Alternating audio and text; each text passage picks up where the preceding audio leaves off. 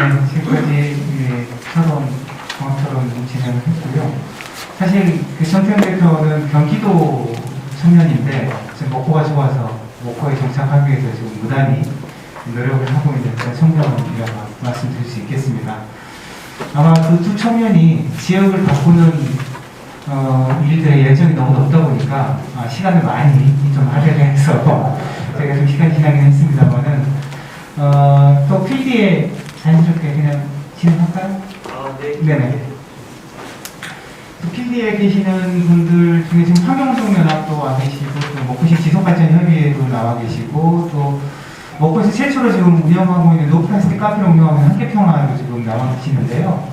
또 이분들의 현장에서 그 사업이라든가 이런 것들도 좀 같이 이야기를 들어보는 시간을 좀 갖고 저희가 질의응답 좀 하도록 그렇게 하겠습니다. 우리 김경 국장님도 좀 말씀해 주시죠. 필요 없어요? 예. 그러면 저기 환경운동연합의 임경 국장님. 이게 대본에 있었던 얘기인지 모르겠는데 당황스럽고요. 아까 김한규 의원님 얘기와 또 박동국 과장님 그 자료들을 합쳐서 본다면 그 내용만 가지고 홍수열 소장님이 느꼈을 때 목포시가 적용할 수 있는 생활용 정책 중에 최우선적으로 적용할 수 있는 게 뭐 있다고 생각되시면 한번 의견을 좀 전달해 주셨으면 합니다.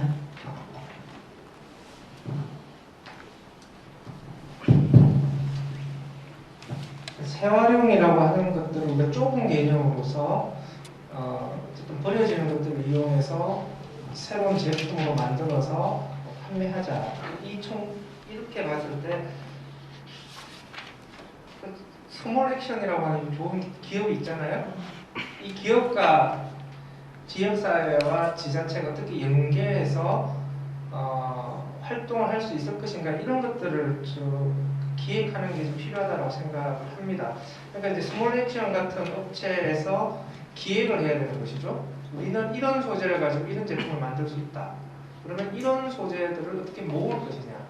이 부분을 통해서 아름다운 가게라든지 아니면 뭐 지역의 카페 같은 것들 거점을 통해서 모을 것이냐 아니면 지자체의 자원 수거 체계를 통해서 모을 것이냐 이런 것들을 고민해 봐야 될 필요가 있을 것 같고요. 지금 재활용 정책에 있어서 고질적인 문제가 만들어도 이것이 팔리지 않는다라고 하는 거거든요.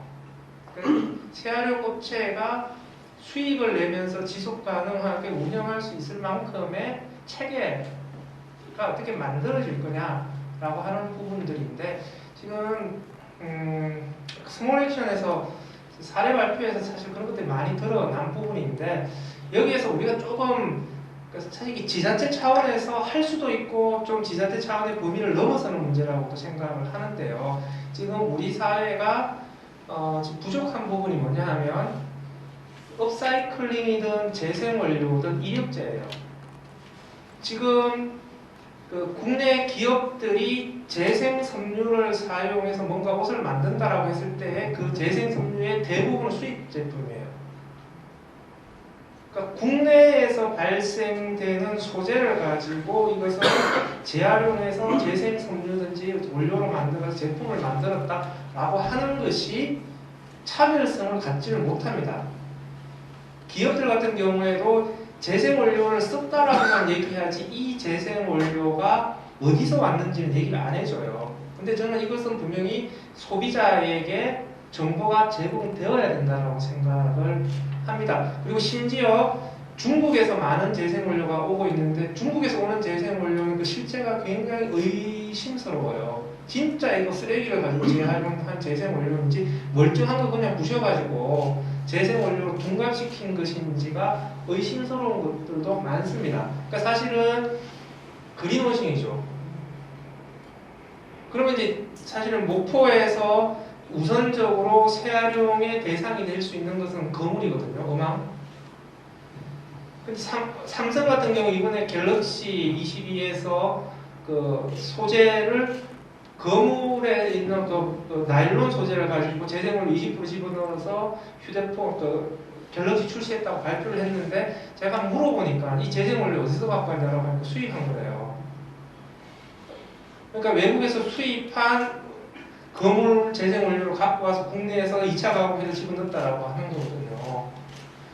그럼 국내에서도 충분히 조달 가능한 건데 기업들은 그냥 외국에서 그냥 자기 속편하게 재생원료를 갖고 와서 쓰면서 생생한 생색대로 다 낸다라고 하는 것인데 그럼 이 측면에서 국내에서 우리가 어릴 때 조달해서 만든 이 재생원료가 조금 더 신뢰성을 가지고 소비자들에게 경쟁력을 가지고 접근할 수 있도록 어떻게 좀 지원을 해줄 것이냐. 그러면 이제 목포시와 스몰액션이 같이 한다고 해서 이게 목포시에서 수거한 거물로 만든 재생원료다라고 하는 것을 좀 목포시 차원에서 우리가 금융에서 막 보증해주는 뭐 이런 좀 마케팅을 같이 펼칠 수도 있는 거 아니냐 이런 생각도 들거든요. 그래서 그냥 단순히 모아서 줬다라고 하는 것에 그치면 안 되고 모아서 만들어서 마케팅하는 것들도 같이 공동으로 조금 더 적극성을 가지고 갔으면 좋겠다라는 생각이 듭니다. 네, 말씀 고맙습니다. 사실 지금 오늘 이 자리에는 그 환경 문제를 좀 개선해보기 위해서 노력하시는 세색 기업 대표님들도 좀 자리를 하고 계셔서 그리고 작년에 저희가 방금 소장님께서 말씀하신 대로 환경 문제를 개별 기업으로 해결하기는 쉽지 않다. 그래서 네트워크를 좀 구축하는 것들이 필요하고 공동의 원료 구매라든가 그 다음에 생태계 조성을 어떻게 할 것인가에 대한 고민들을 좀 하고 있는 단계라는 말씀 좀 드리겠고요. 그런 차원에서 사실은 아름다운 가게의 샤비샤비라고 하는 것들도 구축을 하게 되는 그런 어떤 연결고리가 있다라고 보시면 될 것 같습니다. 그래서 향후에는 아마 이제 이 부분과 관련해서 저희가 지역의 행정들과 어떻게 협력체를 좀 구축해 나갈 것인지에 대한 것들 세부적으로 좀 이야기를 풀어나갈 필요가 있을 것 같고요. 오늘 아마 그 자리, 그것을 시작하기 위한 자리라고 보시면 좋을 것 같습니다. 예, 그 지속가능, 목포시 지속가능 이야기에 예, 김경환 국장님. 네, 반갑습니다. 실은 저희가 활동하는 것은 그 목포시의 여러 정책의 지속 가능성을 좀 담보할 수 있게끔 제안하고 좀 실천을 하려고 하는 건데 아직까지 그런 사업들이 없었어요. 저희가 가령 환경의 날 행사를 진행하는데 목포시에서 해야 될 부분을 제가 이제 위탁받아서 한다고 생각하는데 이날 환경의 날인데도 불구하고 행사가 끝나면 일회용품 쓰레기가 엄청나게 나오는 거예요. 그래서 이것을 극복할 수 있는 방안을 어떻게 할까 좀 고민을 좀 하고 있고요. 오늘 좀 남다른 행사를 해보려고 합니다. 그리고 올해 제가 예산을 어떻게든 좀 확보한 게 박동구 과장님하고 상의를 했습니다만 공유 냉장고를 시작합니다.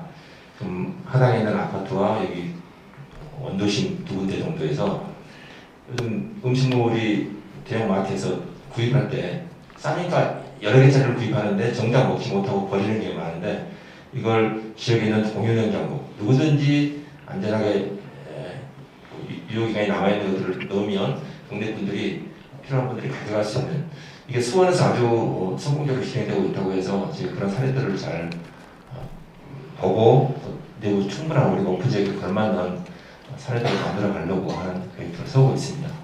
이상입니다.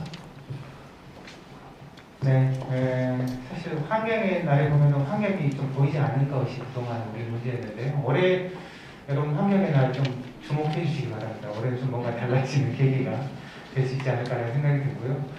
혹시 윤영식 대표님이나 또는 박동현 대표님께서 이 목포시와 또는 구회 또는 네트워크 쪽에 혹시 지루하신 만한 내용들이 있으시면 질문해 주시면 좋을 것 같습니다. 네, 반갑습니다. 목포 사회적경제 지부장을 맡고 있는 박동현입니다. 제가 한 자료를 제가 사진을 찍어 왔었는데 보리마당 그때 미담으로 해가지고 저희가 진주 옥동 마을인가 한번 방문했었는데 거기서 본 게 재활용 수거 전용 봉투가 따로 크게 있더라고요. 그래서 사진을 찍었는데 사실 시 관계자에게 사실 이런 거 한번 부탁을 드려봤어요. 목포도 이런 게 하면은 재활용 봉투 꼭 돈이 안 들고 아니면 망이라도 금은방 아까 말씀하시잖아요. 재활용으로 그런 망이라도 하시면은 저희가 이 버릴 수 있는 재활용품을 아주 용이하게 버리지 않을까 그런 생각은 들은 적도 있고 그랬었는데 저는 지금 저희도 환경인 사회적 기업으로서 계획하고 있는 것은 큰 가구들 버려지는 걸 재활용하는 업사이클링이나 이런 부분을 생각하고 있습니다. 차후에 저희가 이제 한번 안을 만들든지 아니면 시에서 어떤 계획이 있다면 거기에 동참하도록 하겠습니다. 감사합니다.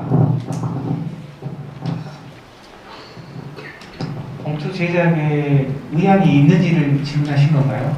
예, 아니 지금 여기 사진에 좀 찍어 왔었는데 이 진주는 그 재활용품 수거 전용 봉투라 해서 크게 이걸 만들어 가지고 우리가 꼭 시민들의 의식도 주더라고 보이니까 저희들 그 재활용품 버리는 분들이 잘못을 먹고 시민 의식이 떨어지서 저렇게 버리지 않을까 할 정도로 사실 그 함만으로는 그렇게 안 되거든요. 근데 이런 봉투라도 빨리 했었으면 더 훨씬 우리 그 탄소 절감이라든지 이런 부분에서 동참하지 않을까.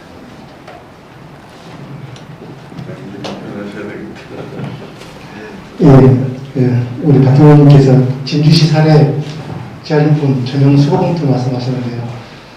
저희들도 이제 고민하고 있던 부분 중에 하나입니다. 끈 달린 봉투라든가 또 말씀하신 대로 폐그물을 이용한 또 폐그물망 이런 봉투가 있어서 저희들 지금 동의에 아까 폐스티로폼 아니요 플라스틱 페트병 수거하고 있다고 했습니까? 그거는 저희가 지금 그물로 된 수거망을 공급해 주고 있는데요. 말씀하신 것은 단독주택 지역인 것 같아요. 아파트 같은 데는 수거가 잘 되고 있습니다. 수거업체에서. 근데 말씀하신 대로 단독주택은 우리가 폐기물 배출 함을 따로 마련해서 주고 있는데도 불구하고 거기에 조금 민망하죠. 버리는 쓰레기 한쪽은 정해지고 깨끗했는데 재활용 쓰레기는 정리되지 않고 어떤 경우는 투명 비닐을 이용하고 배출을 하지만 그래서 조금 부족한 면이 없잖아 있습니다.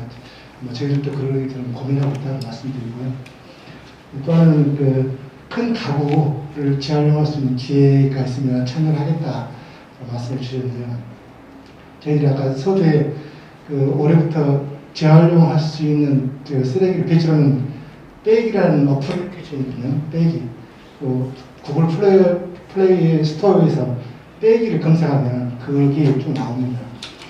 거기서는 이제 내가 버리고 싶은 쓰레기를 사진을 찍어서 배출하는 것이 하나 방법이고요.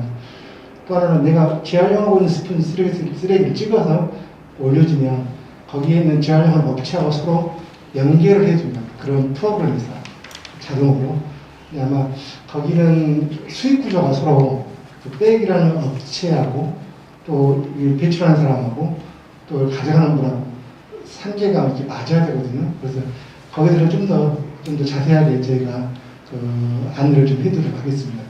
예. 단독주택 지역에서의 재활용품 분리처리 문제는 굉장히 복잡하고 어려운 문제입니다. 일단 농촌 지역과 도시 지역의 단독주택이 다르고 단독주택 같은 경우에도 원룸 밀집 지역과 도로가 지역과 그렇지 않은 지역의 여건들이 다 다릅니다. 그렇기 때문에 하나의 유형을 가지고 문제를 해결할 수가 없을 수도 있어요. 그래서 저는 주택가 지역에서의 재활용품 분리배출 체계 혹은 수거 체계 개선의 문제는 행정이 결정해서 툭 던진다고 이게 결국 해결될 수 있는 문제가 아닙니다. 이 문제야말로 진짜 거버넌스 구조를 통해서 자원순환 마을 만들기 사업을 통해서 철저하게 현장에서의 단계를 밟아가는 과정들이 굉장히 중요하다고 생각을 합니다. 그래서 저는 시 차원에서 자원순환 기본 조례가 제정이 되고 자원순환 기본 조례에 자원순환 마을 만들기 사업이 좀 아예 명분화되는 것이 필요하다고 생각합니다. 그래서 자원순환 마을 만들기는 1년의 단기 프로젝트가 아니라 장기 프로젝트로 마을 현장에서 실험이 이루어질 수 있도록 해야 되고, 일단은 재활용품 분리배출의 문제는 주민들이 그 문제를 느껴야 돼요. 이게 지금 20년 동안에 이게 너무 관성적으로 버리다 보니까 문제 자체를 느끼지 못하는 경우가 많습니다. 그래서 이렇게 쓰레기를 버렸을 때 우리 동네가 어떻게 망가지는 것인가라고 하는 것에 대한 문제의식을 느끼고 이렇게 바뀌면 뭐가 좋아진다라고 하는 것을 체감하게 해야 된다고 생각합니다. 한번 좋아지는 것을 체감하게 되면은 다시 나쁜 쪽으로 되돌아가지는 않습니다.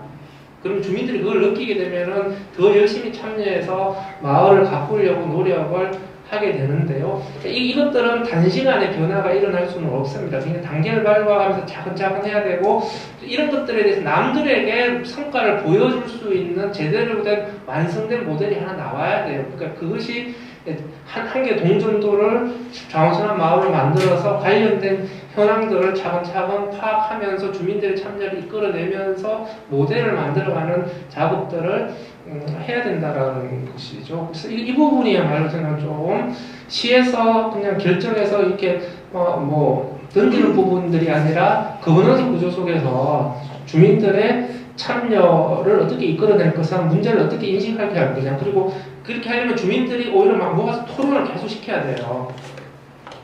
그 과정에서 어쨌든 해법을 찾아가는 그런 것들이 좀 앞으로 필요하다고 생각을 합니다. 그 속에서 재활용 전용 봉투는 하나의 해법이 될 수가 있어요.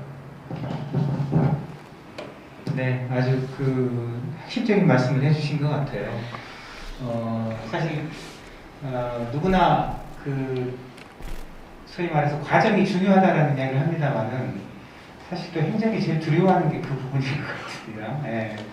뭔가 보이지 않는 그 시간 투여와 이런 것들을 좀 해야만이 그런 결과들이 나오는데 3, 4년, 한 5년을 내다보고 봐야 되는데 사실은 이 부분들이 우리가 좀 기다려주지 못하는 부분들이 있다 보니까 아마도 이 부분들이 눈에 보이는 실적 위주로 좀 흘러갈 수밖에 없는 이런 구조들도 있지 않을까 싶은데 홍선 소장님이 아주 뜻깊은 말씀 감사드립니다.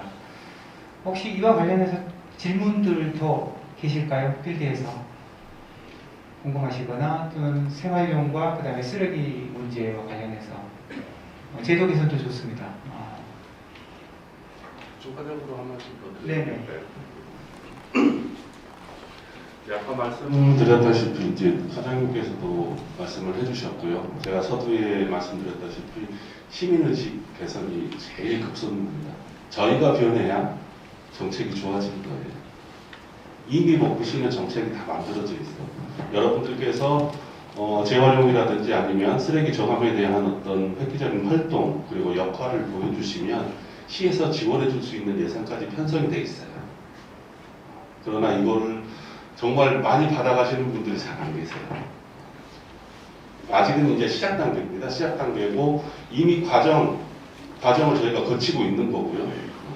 여러분들께 시민분들께 제공할 수 있는 모든 것들은 준비가 되어 있으니 적극적으로 활용하시는 그런 모습들이 더 중요할 것 같아요. 법원수 구성하셔가지고 진짜로 소규모로 우리 동네 각자 작은 동 하나 표본도 중요할 것 같아요. 우리 동네에서 한번 만들어 보는 거. 지금 지방자치법이 개정이 돼가지고 주민 여러분들께서 조례를 건의를 할 수가 있어요. 우리 동네에 필요한 조례. 우리 동네에서 쓰레기를 어떻게 하면 줄일 수 있을까? 어떤 정책이 필요할까? 한번 구상하셔가지고 의회에 지원하시고 또 의회에서도 시민 여러분들께서 적극적으로 건의하신 조례 같은 경우에는 충분히 검토해서 빨리 실현될 수 있게 또 만들 수도 있거든요. 일단은 우리가 한 번 더 쓰레기를 쳐다보고 한 번 더 분리배출할 수 있는 게 있는지 없는지 있다면 한 개라도 더 분리배출 잘 하면 결국 저희 미래 세대에 조금 더 깨끗한 환경을 물려줄 수 있지 않을까 그렇게 생각합니다. 이 과장님이 제일 많이 도와주셔야 돼요. 일단은 예산을 이렇게 사용하겠다고 많이 올려주시면 의회에서도 절대 자를 수 없습니다. 이런 부분들은 더 증액하는 부분으로 해서 다른 의원님들도 다 동참하고 계시기 때문에요. 되시죠, 과장님? 스토어 들어보고 또 아름다하게도 말씀하시고. 예, 우리 워크숍에 김양규 의원도 오셨는데요. 아마 핵심 키워드가 오늘의 키워드를 내려놨습니다. 정말 참여라는 단어 하나로 기절되는 것 같습니다. 우리 김양균도 방금 자발적인 참여 중요하다 했고요. 우리 아름다운 가게에서 얼마만큼 시민 1% 이상이 참여가 중요한가. 또 우리 최태용 우리 스몰 그런 가게 운영하면서 얼마만큼 많이 참여해서 그걸 구매해 주는가가 중요하다고 했는데요.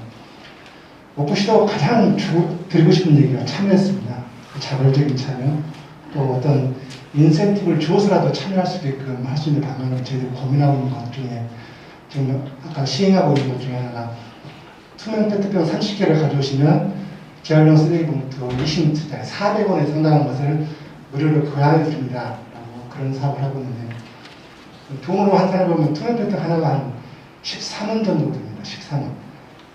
페트병 크든 작든 하나 가져오면 13원을 쳐줘서 재활용봉투 20리터를 드리는 거거든요. 400원짜리를 드리는 거거든요.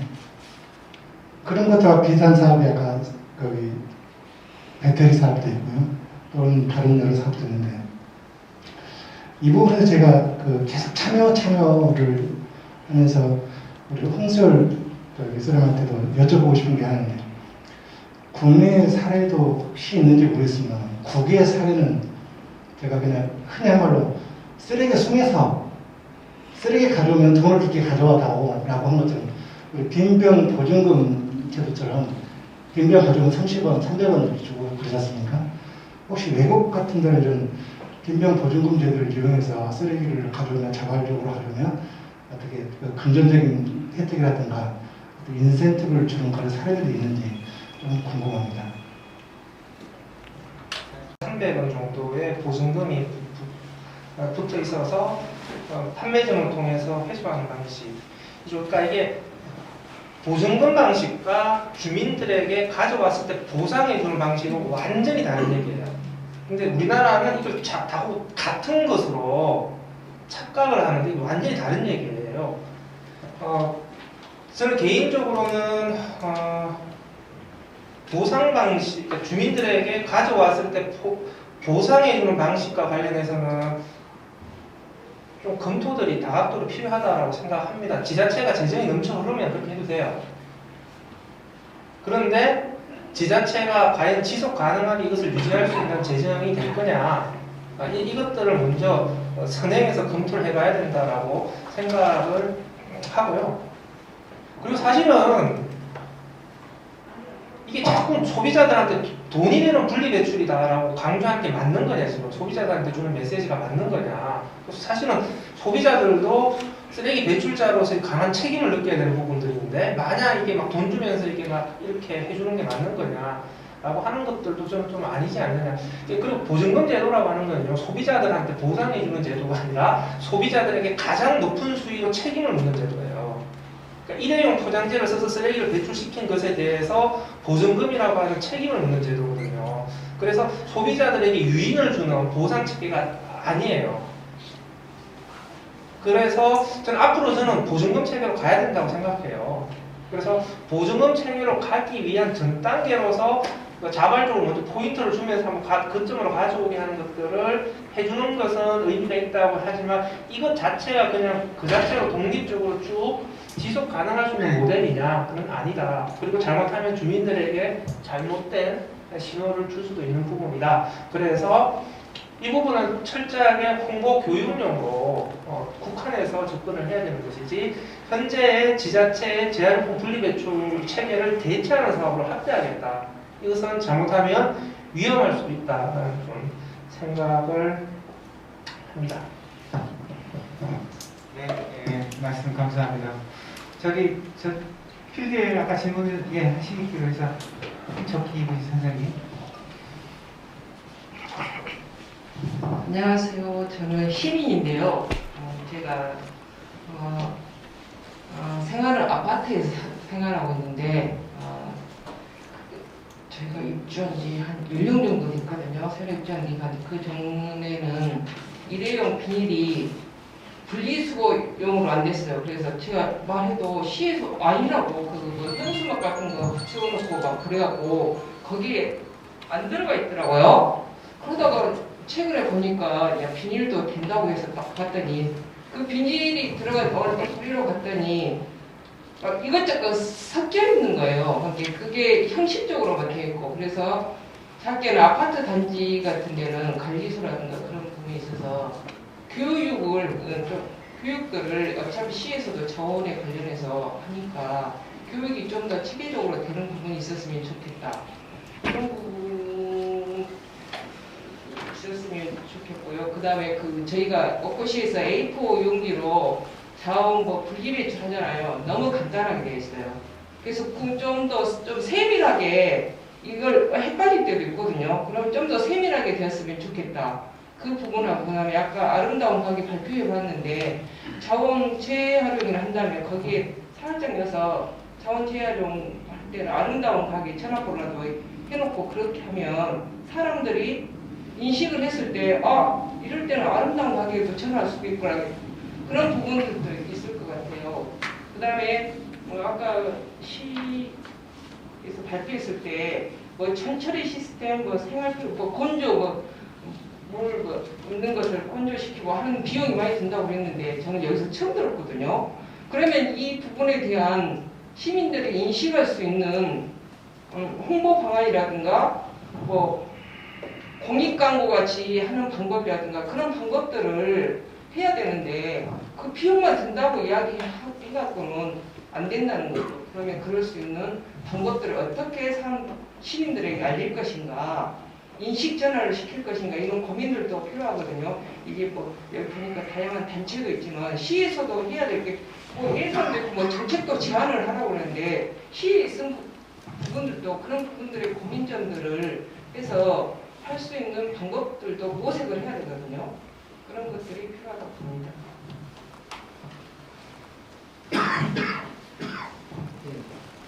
시민께서 4가지를 질문해 주셨습니다. 차근차근 말씀드리겠습니다.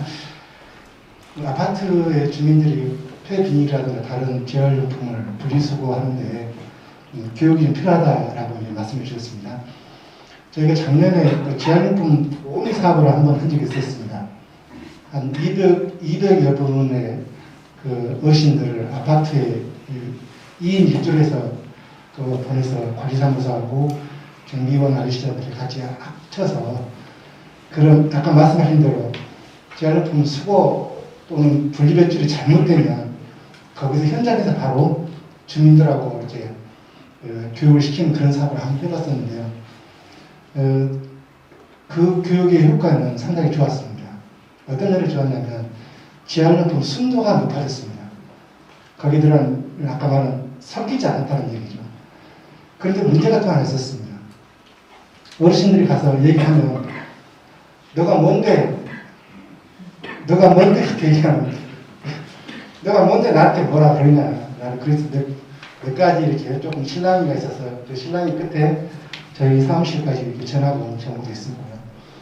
또 한 가지는 저희가 그 어르신들의 두 2인들을 보냈다고 했는데 마치 그분들이 아파트 관리인들이 고용한 사람처럼 해서 주민이 일을 시키면 너 내 얘기를 그래야지 왜 나한테 지시를 하냐 이렇게 또 오해하는 경우도 있었습니다. 그래서 아까 말씀하신 분야는 저희들 이제 그 효과를 봤기 때문에 올해도 작년에는 200명 벌쓴다고 올해는 좀 예산이 많이 줄여서 걱정입니다만 또 옆에 우리 김양기 의원님 계시니까 예산을 또 많이 올려서 올해도 한번 지속적으로 해보는 방법을 찾도록 하겠습니다. 또 아까 A4 용지 분리배출이 너무 간단하다 하고 세밀하게 좀 해달라고 하셨는데 오늘 이 책자에 보시면 맨 마지막에 보면 이렇게 재활용품 수거 방법 또 분리배출 방법 이렇게 맨 마지막에 129페이지 보면 종량기복대 버려주세요라고 되어 있거든요. 근데 이것도 저희가 보내고 또 현수막도 보내고 해가지고 각 아파트에 보내서 하고 있습니다만 일일이 저희가 그 한국환경공단 또 환경부 산하공단에서 만든 유튜브가 있습니다. 이게 재활용 분리할 수 있는 방법들을 전부 다 일일이 소개해주는 방법도 저희가 홈페이지에 링크를 걸어서 소개하는 것도 있었는데요. 이거 역시 얼마만큼 지금 우리 시민분들처럼 관심이 있느냐에 따라서 이게 틀려진 것 같습니다. 저희가 아무리 홍보를 하나를 하든 둘을 하든 관심 있는 분들은 찾아가서 보고 그렇게 하지만 관심이 없는 분들은 또 그냥 넘어가고 네가 왜 나한테 관여나 그런 식으로도 접근하니까요. 이 부분 좀 더 저희가 세심하게 좀 더 많이 고민해서 홍보하도록 하겠습니다. 세 번째는 저희가 이런 홍보를 할 때 밑에 아름다운 가게 또 전화번호를 같이 넣어서 병에서 홍보하게 해주시면 좋겠다라고 말씀하시는데 상당히 좋은 아이디어인 것 같습니다. 저희가 왜 그까지 생각 못했는지 모르겠습니다. 그건 다음에 저희가 홍보할 때 재활용할 수 있는, 사용할 수 있는 것은 우리 아름다운 가게 기부해 주셔라는 거 꼭 문구를 넣어서 그렇게 하도록 하겠습니다.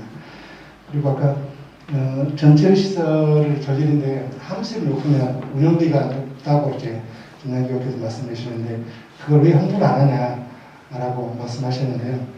그 함수율이 높다는 것은 수분이 높다는 뜻이지 않습니까? 그 수분이 높은 것은 결국은 음식물 쓰레기에서 나옵니다. 저희가 이런 그 정량용 문제 버려주세요. 또 우리 음식물 쓰레기 그 함에 넣으세요. 또 음식물 쓰레기 통에 넣어주세요라고 지속적으로 홍보하고 있습니다만 요즘은 가장 또 현대 트렌드가 편리함을 추구하셨습니다. 편리함. 내 돈 좀 더 주더라도 편리함을 추구하다 보니까 이분들이 밖에 나가서 그 음식물 쓰레기 RFID에다가 끊고 넣으면 좋고 또 음식물 쓰레기통에다 분리배처럼 좋은데 그걸 종량제 목재에 같이 넣는 바람에 그게 좀 시간이 지나면 거기서 물이 나오거든요. 그게 이제 함수이 높아지는 그런 결과입니다. 그래서 저희도 지속적으로 홍보를 하고 있습니다만 시민분께서 여기까지 와셔서 또 그렇게 말씀해 주시니까 저희가 홍보를 해도 부족하다 그런 말씀을 드립니다. 그래서 더욱더 열심히 또 홍보하도록 하겠습니다. 네, 이 상황 혹시 답변 되셨던지 모르겠습니다. 예. 네, 마지막으로 한 번 더 받겠습니다.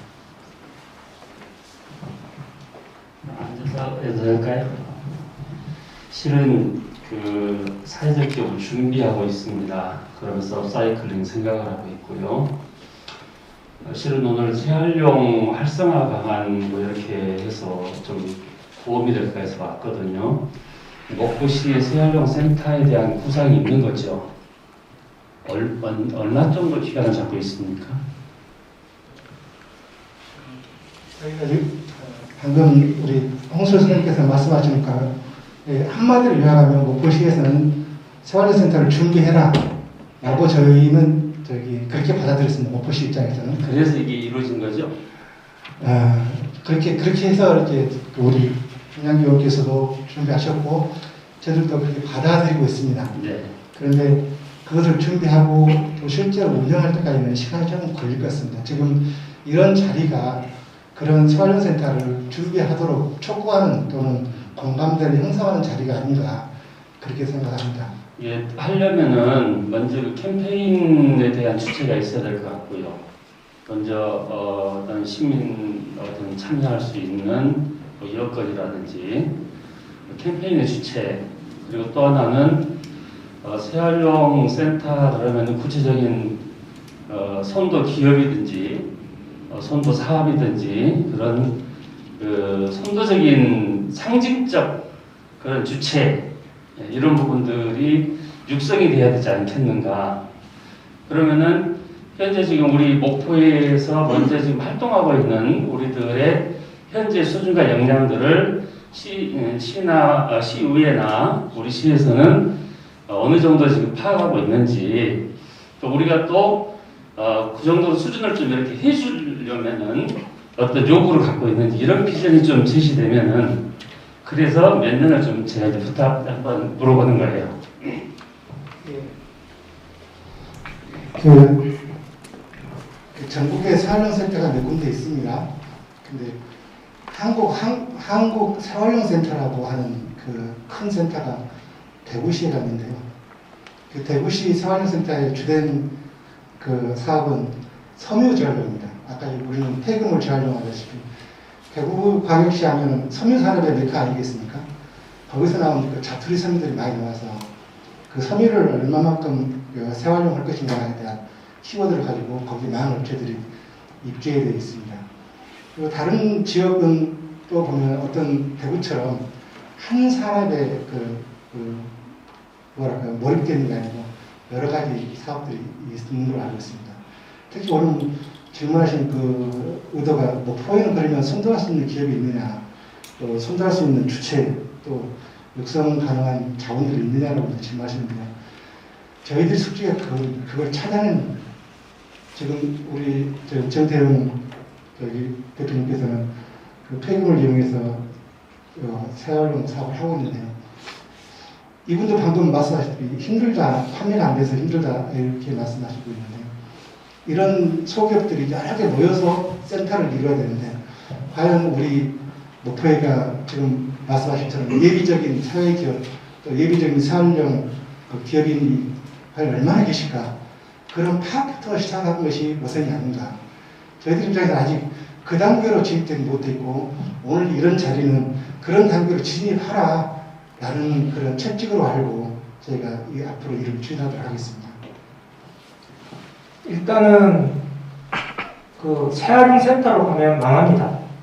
그러니까 전국에 지금 재활용 센터들의 운영들이 지금 다 문제가 되고 있어요. 그러니까 제가 계속 얘기하는 것은 자꾸 재활용에 국한시키지 말라는 거예요. 재사용 제로 웨이스트 센터로 규정을 해서 그 센터가 관장하는 역할의 범위를 쓰레기 제로 웨이스트 전반의 업무로 넓히고 그 속에서 하나의 역할로서 재활용 센터, 그러니까 재활용 산업과 문화의 진흥 이 역할을 해야 되고요. 지금 전국의 재활용 센터들의 고질적인 문제가 처음에는 자립하겠다고 다 의뢰하고 얘기를 한 다음에 실제 매년 운영비를 계속 받아야 돼요.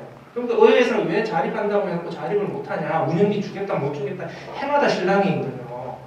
근데 재활용 센터만 지어가지고 계속 교육 중심인데 어떻게 운영 자립을 해요? 처음부터 이루어질 수 없는 모델이거든요. 그렇기 때문에 저는 재사용 이런 제로웨이스트 이런 개념을 집어넣어서 그 센터 내에 매장 운영 기능을 집어넣어야 돼요. 그 매장 운영을 통해서 수익을 창출하고 그것이 센터의 운영비로 조달되는 구조를 만들어줘야 되고 매장을 운영해야 되니까 저기 외딴 곳에 집어넣으면 절대 안 됩니다. 도심에 집어넣어야 돼요. 그래서 시민들이 쉽게 이용할 수 있도록 해야 되고 그래서 이 센터들이 관할의 재사용 매장, 제로웨이스트 매장, 재활용 업체들, 그러니까 제로웨이스트와 관련된 모든 업체들이 총 네트워크의 중심이 될 수 있는 기능으로 설정을 해줘야 됩니다. 그러니까 재활용 센터라고 하면서 자꾸 재활용과 관련된 교육과 재활용 기업과의 그 관계 이쪽으로 자꾸 역할을 쪼그라들이다 보니까 센터 운영에 있어서의 어려움들이 발생을 하니까 처음부터 설계를 할 때부터 우리 목포시의 제로 웨이스트의 중심 기관이다 이렇게 역할을 부여하는 것이 좀 맞다고 생각합니다. 네, 오늘 뜨거운 토론을 하다 보니까 약속 시간이 조금 지나는데요. 생각하신 내용을 간단하게 좀 정리를 하도록 하겠습니다. 사실은 오늘 이 자리는 목포시가 민관과 함께 시민들과 함께 생활용 그리고 쓰레기 문제 현황을 바탕으로 해서 이 문제를 어떻게 해결할 것인가에 대한 부분들을 조사를 해보고 그 가능성을 타진하는 그런 시간이라고 보시면 될 것 같고요. 그래서 여러 가지 이제 말씀들이 나왔습니다만은 저희가 볼 때는 가장 큰 것은 결국 시민들의 의식 변화를 좀 어떻게 추동할 것인가에 대한 고민들이 있는 것 같습니다. 그리고 그런 부분들은 교육과 캠페인들이 좀 병행이 돼야 되는데 좀 너무 고전적인 캠페인과 교육은 좀 답답할 것 같아서 실제 시민들이 좀 즐겁게 참여하고 이식을 개선할 수 있는 방법들이 어떤 것들이 있는지를 지속적으로 좀 고민하고 검토를 해야 되지 않을까 싶고요. 그 다음에 또 하나는 그 생활용을 포함해서 제로 웨이스트라고 하는 것의 인프라를 생태계를 어떻게 좀 구축해 나갈 것인가에 대한 고민들이 좀 필요할 것 같아요.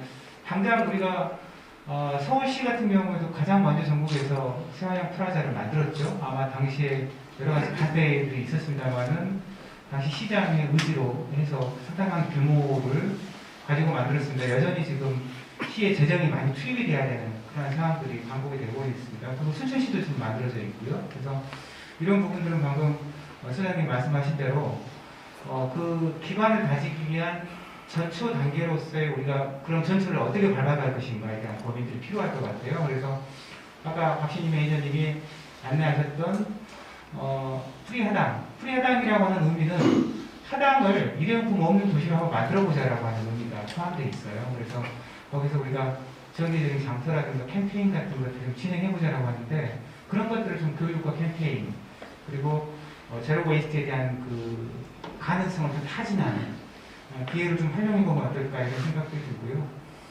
그 다음에 또 하나는 그 제로 웨이스트와 재활용이 결국 뗄 수 없는 관계인데 이것들을 어떻게 연결을 해야 우리가 좀 그 안에서의 생태계, 아까 그 팔로라든가 이런 것들이 결국은 문제가 될 텐데요. 결국은 탄소 중립이라고 하는 것은 향후 인류의 2050년까지 인류를 지배하는 가장 거대한 담론이 될 것 같습니다. 이건 부인할 수 없는 사실이고요. 그렇게 된다면 결국은 우리 자라는 미래 세대와 그 다음에 기성 세대 시민들에게도 탄소 중립이라고 하는 것이 어떤 의미인지 그리고 우리 지역에서 어떻게 실천해야 되는지에 대한 이야기들을 이제는 시작을 해야 되지 않을까라는 생각이 들거든요. 그래서 그걸 바탕으로 해서 결국은 그 가치에, 사회적 가치에 입각해서 우리 소비 패턴과 그 다음에 구매 패턴들이 변화를 이끌어내는 것은 굉장히 중요하지 않을까 싶습니다. 그래서 그런 것들이 결국 하나의 고리 안에서 같이 연동되게 하는 세밀한 설계가 좀 필요하지 않을까 싶고요. 결국은 그렇게 하기 위해서는 이것은 시청의 힘만 가지고도 안 되고 시의회만 가지고 의지만 가지고도 안 되는 거죠. 결국은 행정과 민간이 함께 머리를 맞대고 이것을 지속적으로 풀어나갈 수 있는 협력 체계를 구축하는 것이야말로 굉장히 중요하지 않을까라는 생각이 듭니다. 그래서 저희는 오늘 이 자리를 빌어서 오늘 나온 것들에 대한 것들을 아마 내일 모레 좀 민간에서는 아마 그 평가에 대한 것들을 좀 자주 하려고 하고요. 그 결과를 가지고 다시 한번 과장님과 그 다음에 의원님이 아마 다음 주부터 굉장히 바쁘실 것 같습니다만은 좀 함께 머리를 맞대서 지속 가능한 우리의 그 제로 웨이스트와 생활용 그리고 탄소 중립이라고 하는 큰 비전을 위해서 우리가 어떻게 가야 될 것인지 좀 지속적인 그림을 그려나갈 수 있도록 함께 하겠습니다. 그리고 시민 여러분들께서도 관심과 참여를 가져주신다면은 올 한해 먹고시가 탄소 중립이라고 하는 큰 그림에 있어서 하나의 기반을 좀 쌓을 수 있는 그러한 시간이 되지 않을까 이렇게 예상이 됩니다. 오늘 긴 시간 동안 함께 해주셔서 고맙습니다. 다음에 또 저희가 좋은 프로그램을 마련해서 여러분들과 함께 고민을 마련해 나갈 수 있도록 하겠습니다. 감사합니다.